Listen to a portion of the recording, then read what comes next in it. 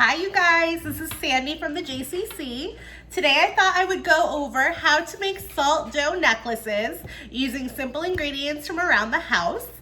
For your salt dough, you are going to need 3 ingredients. One is iodized salt, the other is flour, and the last is water. In order to make your dough, you are going to need 1 cup of flour, a half cup of the salt, and a half cup of the water. After you mix all your ingredients together, you're going to form a dough and you're going to roll it out using your rolling pin. And I'm going to show you how to get started. All right, first we will put our flour and our salt into the bowl. Again, we're using 1 cup of flour and we're using half a cup of salt. Mix those together nicely so you can combine. I like to just use my hands. All right, once you feel like your mixture is all mixed together, you're going to add the water. When you add the water, you might want to do half at a time because you do not want your mixture to get too sticky. I'm going to just go for it. Do the whole mix, and then I'm gonna mix this part up with a spoon. If you feel like your mixture is way too sticky and it's gonna stick too much to your rolling pin, you can add a little bit more flour. Oh yeah, you see how nice and stuck together that's getting?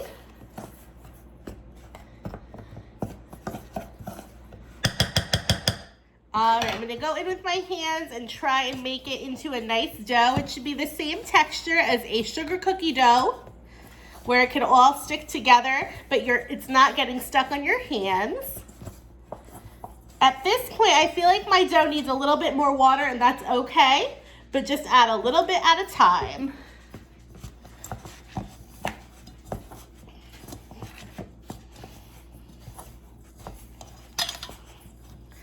All right, we are going to now roll out our dough. To roll out our dough, you're going to need your rolling pin, you're going to need your dough, and then you're gonna need a little extra flour just to rub on your rolling pin so nothing sticks. If it does start sticking, just add a little bit more. You are gonna roll your dough so that it's about 1/4 of an inch thick, so that way when you cook it, it all gets cooked evenly. You are gonna put this in the oven at 250 degrees and you're gonna cook for between an hour and an hour and a half. You want the dough to look cooked, but you don't want it to get burnt and brown.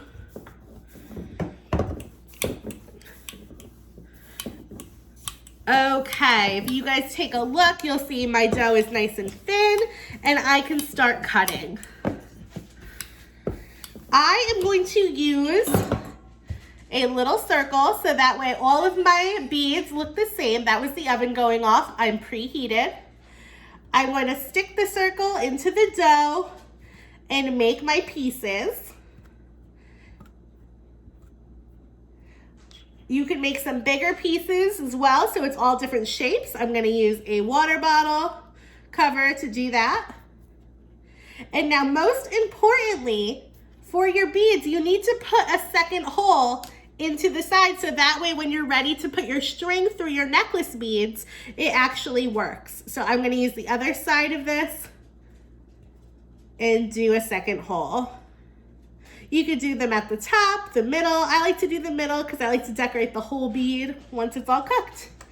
All right, you can then take your dough away and it will hopefully leave behind the majority of your beads. You are gonna pick up your bead, make sure that the hole in the middle is all taken care of, and then there you have your first bead. You're going to put all of your beads onto the cooking tray, and then you can cook them at 250 degrees for an hour to an hour and a half. Once they're out of the oven, you're gonna let them cool for about 30 minutes, and then you can start painting or decorating your beads however you want.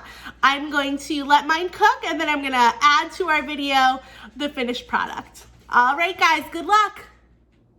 Our timer went off and my beads were perfect, nice and tan, but not too dark. I pulled them out and let them sit for about 30 minutes. If you want to take a look, here are the colors. They're nice and hard, so you know that they're ready. Now it is time to decorate. So you guys are going to grab something permanent. Maybe you want to use a permanent paint, permanent marker, glue with glitter, something like that, and you will be able to decorate. I am going to go with some paint. And let me lower the camera so you can check it out.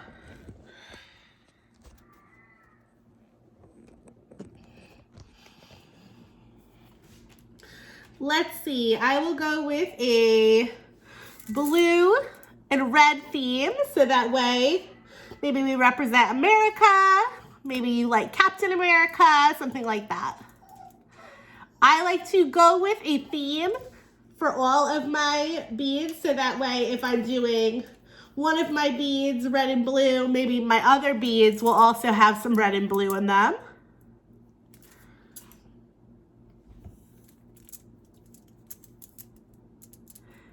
And we made lots of extra beads. They don't need to be perfect, and you can definitely pick and choose.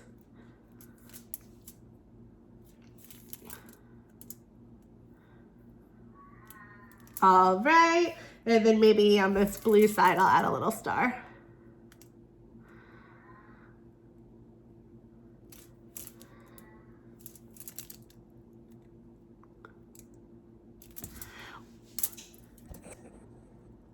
Once all of your beads are decorated and they're dried, you can add your string. I use ribbon, and this is my final product. Thank you guys for participating in our craft today, and I hope to see you soon. Bye.